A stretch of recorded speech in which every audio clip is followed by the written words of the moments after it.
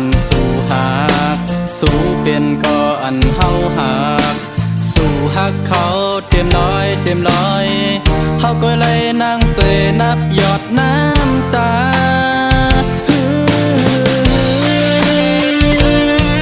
ตั้งหักเฮาสองก็อันมีน้องเฮ็ดให้ยารู้เร็วกว่าเสียงมดยาวสึกบันอีดหมอกบันอี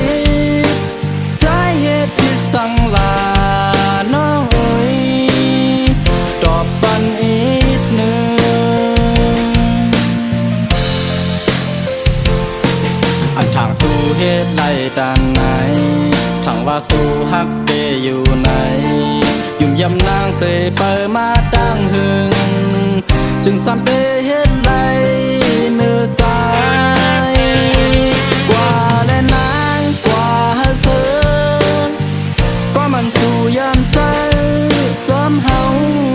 เอากว่าเธอซ้อมเขาเฮาเป็นเจอ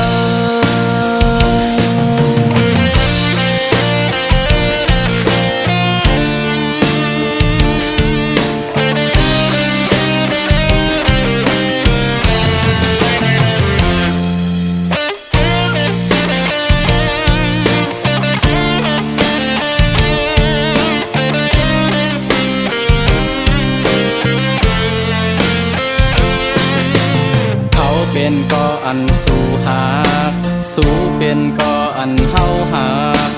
สู่หักเขาเต็มร้อยเต็มร้อย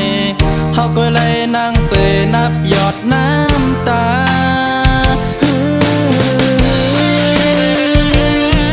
ตั้งหักเฮาสองก็อันมีน้องเฮ็ดให้ยารู้เร็วกว่าเสียงมดยาวสึกบันอีดหมอกบันอีดสั่งลาน้องเอ๋ยตอบปันอีกหนึ่งอันทางสู่เหตุใดด้านไหนทางว่าสู่ฮักเดอยู่ไหนยุ่มยำนางเสเปิดมาตั้งหึง